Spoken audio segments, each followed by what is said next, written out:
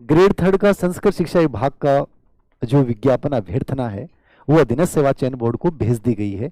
और राजस्थान सरकार, आज आप, मैंने टेलीग्राम पे एक डाला था अधिसूचना सीएमओ लेवल की, जिसमें कहा गया है कि जिनकी अभी तक वित्तीय स्वीकृति मिल गई है जिन पदों की, वो 12 दिसंबर तक सभी पदों के विज्ञापन निकाल दिए जाएं। तो वित्तीय स्वीकृति किन पदों की मिली हुई है? ग्रेड फर्स्ट की ऑलरेडी विज्ञापन आ चुका है, कल लास्ट डेट थी, जिन बच्चों को प्रिपरेशन करनी थी उन्होंने फॉर्म भर दिया होगा। ग्रेड सेकंड का संभवतः 12 तारीख से पहले विज्ञापन आ जाएगा क्योंकि इसकी वित्तीय स्वीकृति मिल चुकी है। और ग्रेड फर्स्ट में पदों की बढ़ोतरी होगी कि नहीं होगी, जो एक प्रपोजल तैयार करके भेजा गया था 18 से 20 हजार वैकेंसियों का, जिसमें आपकी कंप्यूटर अनुदेशक भी थी, पीटीआई भी थी, ग्रेड सेकंड भी थी और ग्रेड फर्स्ट के भी पद थे। अब उन पदों को लेकर इसी भर्ती में शामिल किया जाता है या कुछ नया विज्ञापन आएगा? मुझे ऐसा लग रहा है कि संभवतः इन पदों में बढ़ोतरी की जाएगी। रही बात ग्रेड सेकंड की, तो ग्रेड सेकंड के अच्छे पद आएंगे क्योंकि ग्रेड सेकंड से ग्रेड फर्स्ट में प्रमोशन काफी हो गए हैं और उसकी वित्तीय स्वीकृति भी कुल मिला के अच्छे पदों पे मिली गई बताते हैं। बाकी सामने आएगा तब पता चलेगा, कल या परसों तक आपको इन्फॉर्मेशन आपके सामने आ जाएगी, इस वीक में आ जाएगी। तो जो ग्रेड सेकंड जिनका ड्रीम है कि सर मुझे ग्रेड सेकंड करना है, तो फिर उसको ये देखना नहीं चाहिए कि ग्रेड फर्स्ट में कितने पद आएंगे, पदों की बढ़ोतरी होगी कि नहीं होगी, ग्रेड थर्ड में क्या आएगा।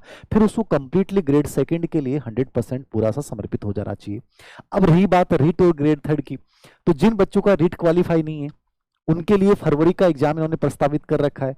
हो सकता है मे बी माध्यमिक शिक्षा बोर्ड के अलावा, मुझे तो ये लगता है कि रीट माध्यमिक शिक्षा बोर्ड ही करवाएगा क्योंकि ऑलरेडी उनके पास बहुत अच्छा एक्सपीरियंस है और पहले से उन्होंने सभी रीट करवाई हैं। अचानक से कोई नोडल एजेंसी नियुक्त कर देना मुझे नहीं लगता कि ये कोई प्रासंगिक है और ऐसा होगा। तो माध्यमिक शिक्षा बोर्ड करवाता है अभी भी, यदि 2 दिन में 3 दिन में जैसे भी ये विज्ञापन आ जाएगा, ठीक है, तो आप मान के चलिए कि फरवरी लास्ट तक ये रेट करवा देंगे। और फ्यूचर में आप मानते हैं कि सर बहुत लेट हो गए, तो मुझे तो नहीं लगता कि फरवरी में रेट ये करवा सकता है। जिनका रेट नहीं है उनको कंप्लीटली रेट के लिए समर्पित होकर रेट की तैयारी करनी चाहिए। 2 फायदे हैं, रेट को सीरियसली आप करते हो तो ग्रेड थर्ड का आपका 60% पोर्शन तैयार हो जाता है। मान लीजिए जिन बच्चों की 2022 में रेट हो चुकी है कि सर हम क्या करें, संस्कृत शिक्षा विभाग की जो भर्ती आ रही है ग्रेड थर्ड की, चाहे पद 250 हो किसी सब्जेक्ट में, 200 हो, कितने भी हो, फर्क नहीं पड़ेगा।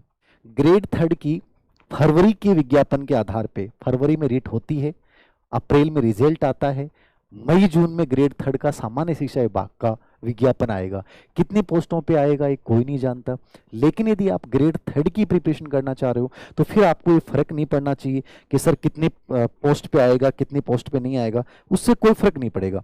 ठीक है, उस पे फिर आप एक ही काम करो कि सर ग्रेड थर्ड का मुझे करना है, तो आप भर्ती की जो डेट ये मान के चलो कि मान लीजिए मई में इसकी डेट आती है, तो वही एग्जाम का समय मान के चलें अक्टूबर नवंबर दिसंबर जब भी हो। बाकी प्रोसेस थोड़ी सी फास्ट जरूर रहेगी, मैं मानता हूं।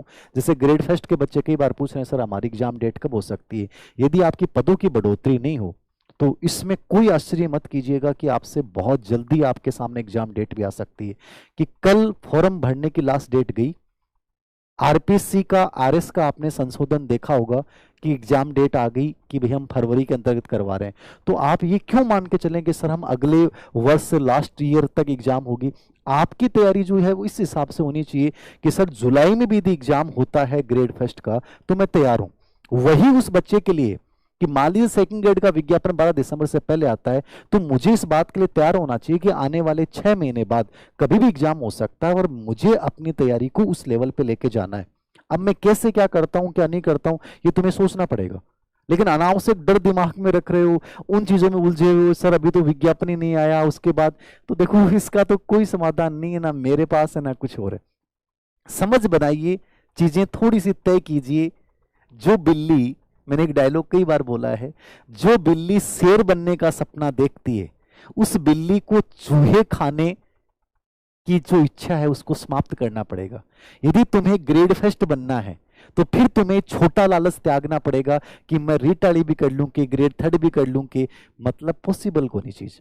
ग्रेड फर्स्ट करना है तो उसके साथ आप नेट करो, असिस्टेंट प्रोफेसर करो।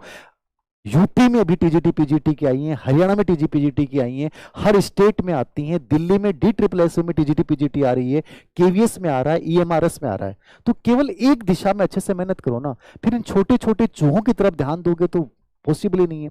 तुम ग्रेड सेकंड का यदि विचार लेके आगे बढ़ रहे हो तो विज्ञापन आने के से पहले ही अपनी पूरी स्ट्रेटेजी बनाओ कि यार मुझे इस विषय से करना है सर, ये विषय मेरे लिए बड़ा इंटरेस्टिंग है और मैं कर लूंगा।